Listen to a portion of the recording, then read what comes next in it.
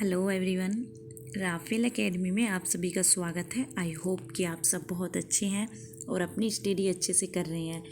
जो बच्चे SSC GD की तैयारी कर रहे हैं, अब उनका एग्ज़ाम जो है वो बहुत ज़्यादा नज़दीक है। 10 जनवरी से लेके आपका 14 फरवरी तक आपके एग्ज़ाम होने वाले हैं। तो ये जो वीडियो है आप सभी के लिए बहुत इम्पोर्टेंट है। आपकी जो क्लासेस थी वो कुछ दिन से बंद थी, लेकिन अब हम इन्हें कंटिन्यू करेंगे और अच्छे से अपना जो भी आपका एसएससी जीडी में जीके से रिलेटेड जो भी क्वेश्चन आपके पूछे जाते हैं वो हम डेली देखेंगे। चलिए फिर शुरू करते हैं। हमारा फर्स्ट क्वेश्चन जो है वो है आपका लॉर्ड कर्जन। लॉर्ड कर्जन के कार्यकाल में कृषकों की बहुत सारी कोऑपरेटिव सोसाइटी और कृषि बैंक स्थापित किए गए। इसका मुख्य कारण क्या था? तो जो लॉर्ड कर्जन का जो कार्यकाल था उसमें कृषकों की बहुत सारी कोऑपरेटिव सोसाइटी थी, ठीक है, और कृषि बैंक स्थापित किए गए थे। लेकिन उनका मुख्य कारण क्या था, ये इस क्वेश्चन में पूछा गया था। तो बताइए फिर लॉर्ड कर्जन भारतीय किसानों की दशा में सुधार करना चाहते थे, या फिर ऋणदाताओं ने किसानों को एडवांस में ऋण देने से मना किया था, या फिर भारत अकालों से जूझ रहा था, या फिर लॉर्ड कर्जन ने किसानों के हित के लिए कार्य करने का आदेश दिया था? तो इसमें जो बिल्कुल सही आंसर हो जाएगा वो हो जाएगा आपका बी। ऋणदाताओं ने क्या किया था, किसानों को एडवांस में ऋण देने से मना किया था। ऋणदाता किसानों को एडवांस में ऋण नहीं दे रहे थे। अगर कोई उनसे एडवांस में ऋण दे भी, अगर कोई ले रहा था, कोई किसान ऋणदाताओं से, तो वो क्या कर रहे थे ऋणदाता कि पहले उनकी ज़मीन को अपने पास रखवा लेते थे, फिर उस पर उनको ऋण देते थे। लेकिन लॉर्ड कर्जन ने ये सब एक एक्ट लेके आए थे। उस एक्ट के तहत उन्होंने बोला था कि अगर 20 साल या फिर इतना दिन हो जाएगा, 20 साल हो जाओ या ठीक है 20 साल से ज़्यादा हो जाएंगे, तभी आप किसी किसान की ज़मीन को अपने पास रख सकते हो। तो ये सभी हम आगे देखेंगे, एक्सप्लेन करते हैं। तो इसमें हो गया बी आपका सही हो जाएगा, ऋणदाताओं ने किसानों को एडवांस में ऋण देने से मना किया था। तो लॉर्ड कर्जन जो एक्ट लेके आए थे वो था आपका पंजाब लैंड एलाइनेशन एक्ट 1900 पेश किया था। इस कानून के अनुसार क्या था कि किसानों से अन्य लोग जमीन नहीं ले सकते थे। जो अन्य लोग थे वो क्या है, उनकी जमीन नहीं ले सकते थे। और यदि कोई किसान ऋण चुकाने में असफल रहता तो ऋणदाता उससे अपने खेत में काम नहीं करवा सकता था। पहले क्या था कि आपने अगर किसी जमींदार से, किसी किसान ने ऋण ले लिया है किसी साहूकार से, तो वो क्या करता था, अगर किसान नहीं चुका पा रहा, या तो फिर उसकी फसल को या फिर उसकी ज़मीन को या फिर उसे ही अपने पास क्या है एक बंदी बनाकर रख लेते थे, ठीक है, तो उससे ही वो सब काम कराते थे। लेकिन अभी ये जो एक्ट आया था लॉर्ड कर्जन जो लेके आए थे, अब इस एक्ट के तहत ये सब कानून बनाए गए थे कि आप ये अगर नहीं होता है तो आप ये नहीं कर सकते हो।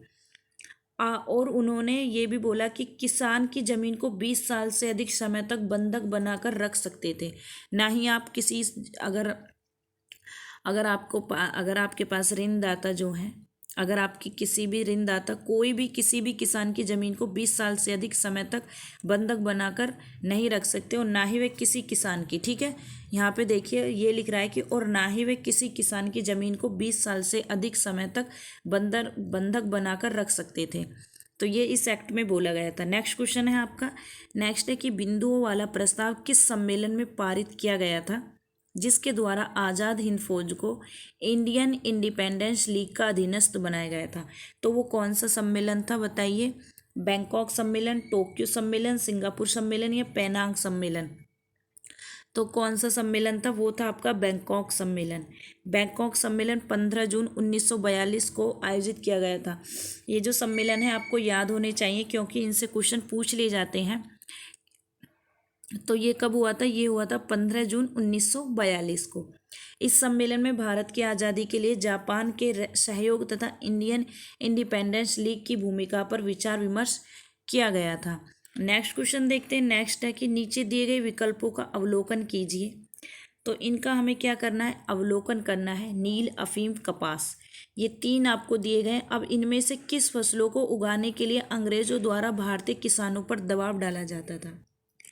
तो बताइए, सभी को पता होगा जो नील की जो खेती थी, अफीम के लिए भी, कपास के लिए भी, सभी के लिए क्या है, उनको उन पे दबाव डाला जाता था कि आप इन सब की खेती कीजिए, ठीक है। 3 उनको जिसे आप कभी कभी नील की खेती के लिए हम 3 कटिया व्यवस्था भी आपने सुना होगा। तो वो बोलते थे कि 3/20वें भाग पर आपको क्या है, नील की खेती करनी ही करनी है। तो ये दबाव उन पर डाला जाता था। ठीक है। सबसे जो जो जो सबसे ज़्यादा डाला जाता है वो नील के लिए ही डाला जाता था, लेकिन अफीम भी, कपास भी, ये सब, लेकिन केवल बी आपका सही हो जाएगा। ए जो है आपका सही हो जाएगा। ठीक है, 1 और 2। ठीक है, नील और अफीम।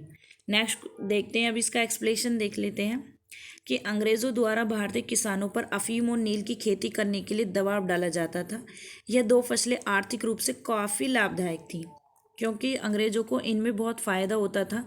अगर वो अफीम और नील की खेती किसानों से करवाते थे तो वो उन सबको क्या है कि उन्हें ये आर्थिक रूप से बहुत ज़्यादा लाभदायक होती थी, जिससे ब्रिटिश सरकार का खजाना बढ़ता गया। दमनकारी नीतियों के फलस्वरूप समय समय पर क्या था कि देश के कई हिस्सों में किसान आंदोलन भी हुए थे। जैसे 1917 में आपने चंपारण सत्याग्रह के बारे में सुना होगा, खेड़ा सत्याग्रह था। ठीक है, ये सब सत्याग्रह हुए थे। तो गांधी जी का सबसे पहले सत्याग्रह भी चंपारण सत्याग्रह है, जो दक्षिण अफ्रीका से लौट कर आए थे। तो इसी का हिस्सा था जिसमें गांधी जी ने नील की खेती करने वाले किसानों को न्याय दिलाने के लिए सत्याग्रह किया था। नेक्स्ट क्वेश्चन देखते हैं। नेक्स्ट है, नीचे दिए गए विकल्पों का अवलोकन कीजिए। फ्रेंच, ब्रिटिश, पुर्तगाली, डच। शुआली की जो लड़ाई हुई थी उपरोक्त में किन किन दो के बीच में लड़ी गई थी? तो ए बताइए कौन सा सही हो जाएगा? 1 और 2, 2 और 3, 3 और 4, 1 और 4। कौन सा सही होगा? जो शुआली की लड़ाई है। आपसे ये जो लड़ाई है, युद्ध है, आपसे पूछ लिए जाते हैं, तो इसलिए हमें इन्हें ध्यान रखना है। तो सी आपका बिल्कुल सही हो जाएगा, 3 और 4। शुआली की जो लड़ाई है अंग्रेजों और किस किस के बीच में हुई थी? पुर्तगालियों के बीच में हुई थी। अंग्रेजों और पुर्तगालियों के बीच में हुई थी शुआली की लड़ाई।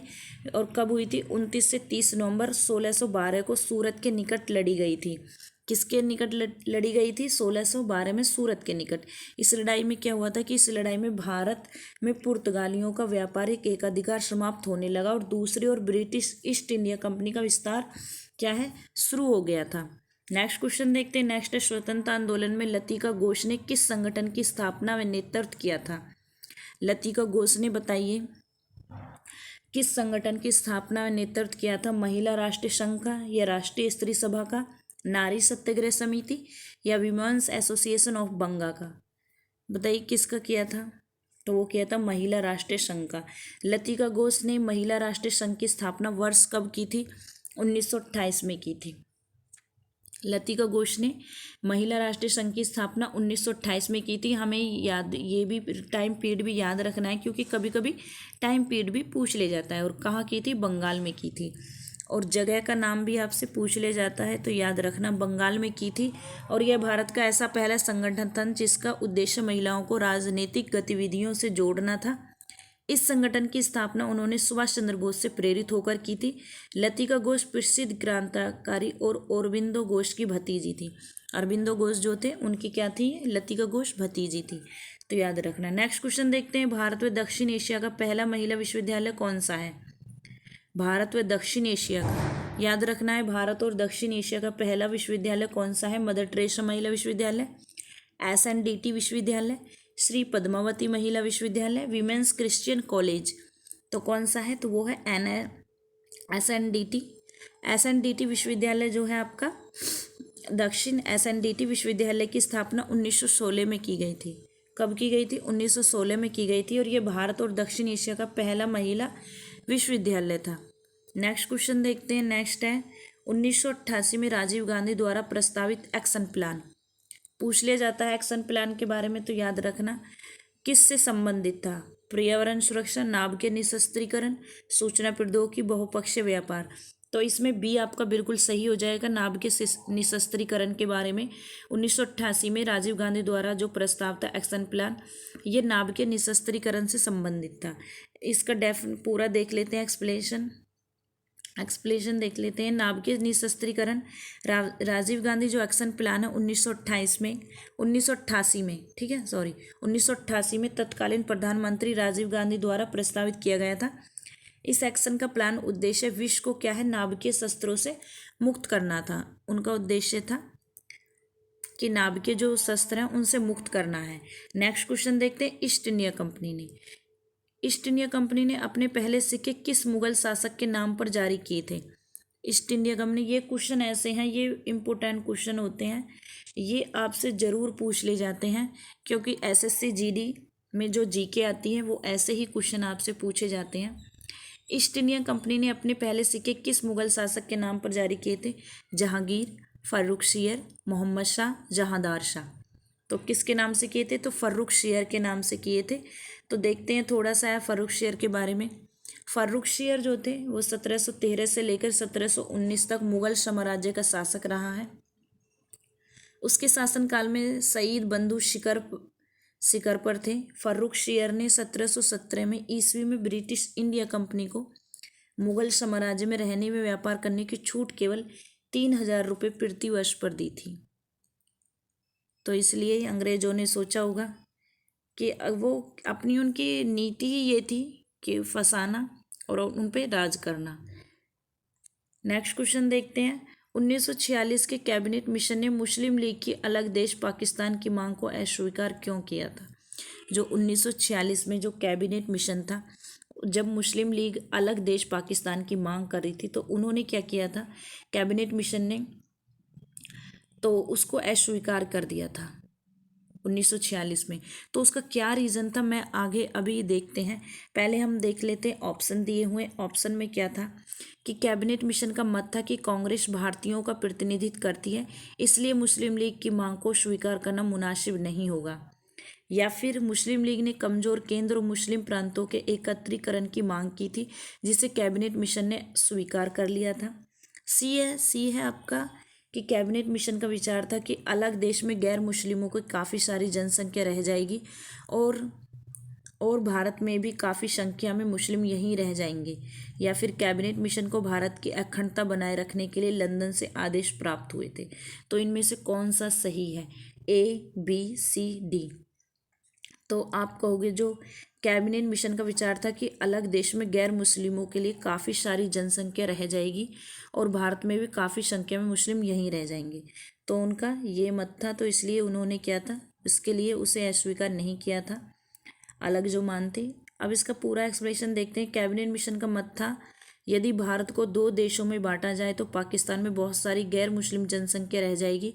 और ठीक इसी प्रकार में भी क्या हुआ था कि भारत में भी मुस्लिम काफ़ी जनसंख्या में रह जाएंगे, क्योंकि जब दो देशों का विभाजन होता है तो एक विभाजन पर देखा, जब विभाजन होगा तो जो कुछ गैर मुस्लिम होंगे जो आएंगे वो उधर पहुंच जाएंगे और जो मुस्लिम है कुछ इधर रह जाएंगे, ऐसा तो नहीं होगा। तो इसलिए वो ये बात सोच रहे थे कि कहीं ऐसा ना हो जाए, इसलिए उन्होंने इन सब के लिए अलग जो मांग थी देश की पाकिस्तान की उसे मना किया था। मुस्लिम लीग की जो मांग थी उसको क्या किया था उन्होंने अस्वीकार करने का सबसे बड़ा कारण पाकिस्तान में अल्पसंख्यों जो विशेष तौर पर सिख के साथ न्याय करना था। उन्होंने इसको सबसे ज़्यादा विशेष तौर पर रखा था, तो इसीलिए वो कैबिनेट मिशन क्या था, मना कर रहा था। नेक्स्ट क्वेश्चन देखते हैं। दादा भाई नौरोजी द्वारा लिखित poverty and in un British rule India किस वर्ष प्रकाशित की गई थी? ये जो दादा भाई नौरोजी की बुक है poverty and un British rule, ये पूछ ली जाती है आपसे। इसका नाम भी याद रखना है, दादा भाई नौरोजी द्वारा लिखित पुस्तक है। लेकिन ये यहाँ पे पूछा जा रहा है कि ये किस वर्ष प्रकाशित की गई थी? 1900, 1901, 1903, 1905। तो कब की गई थी ये? 1901 में की गई थी। Poverty and un British rule India नामक पुस्तक दादा भाई नौरोजी ने लिखी है। यह पुस्तक 1901 में प्रकाशित हुई थी। इसमें भारतीय आर्थिक इतिहास का विवरण किया गया है। जो भारतीय आर्थिक इतिहास है उसके बारे में इसमें बताया गया है। नेक्स्ट क्वेश्चन देखते हैं। लिब्राहन आयोग का गठन निम्नलिखित में से किसकी जांच के लिए किया गया था? लिब्राहन आयोग भी आपसे पूछ ले जाते हैं, तो इसलिए सभी आयोग के बारे में जो बनाए गए हैं किसकी जांच के लिए बनाए गए हैं हमें याद रखना है। तो 1984 में आपको पता है सिख विरोधी दंगे हुए थे, या फिर उनके ऊपर बनाया गया, या फिर बाबरी मस्जिद विध्वंस, या फिर गोधरा दंगे, या उपरोक्त में से कोई नहीं। तो किसके लिए बनाया गया था ये बी आपका सही हो जाएगा, बाबरी मस्जिद विध्वंस।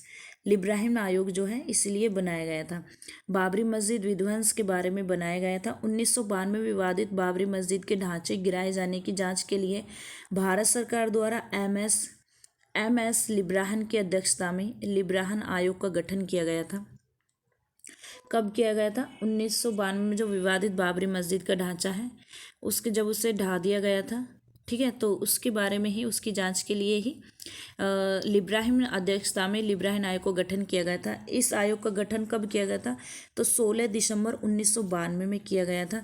इस आयोग ने 30 जून 2009 को अपनी रिपोर्ट सौंपी थी। कितना लंबा समय लिया था, ठीक है। कब बना था? 1992 में बना था, याद रखना। और 30 जून 2009 को अपनी रिपोर्ट उन्होंने सौंपी थी। अगर रिपोर्ट के बारे में आपसे पूछा जाए तो याद रखना 2009 में सौंपी थी, या फिर आपसे पूछा जाए कि कब गठन किया गया था तो 16 दिसंबर 1992 में किया गया था। और किससे विवादित है ये? बाबरी मस्जिद विध्वंस के बारे में विवादित जो विवादित मुद्दा रहा था। अब तो नहीं है, लेकिन अब सब चीज़ सॉर्ट आउट हो गई हैं। लेकिन आपसे अगर पूछ लिया जाए तो आपको ये जो आयोग है याद रखना है, लिब्राहिम आयोग, ठीक है। चलिए फिर यहीं पे होती है आपकी क्लास ख़त्म। अब ये क्लासेस जो आपकी हैं एसएससी जीडी की, जो जीके की क्लास हैं, जो भी मैं आपको पहले से पढ़ाती थी वो आपकी पूरी कंटिन्यू चली जाएंगी, सारी क्लासेस आपकी होंगी, ठीक है। Thank you so much.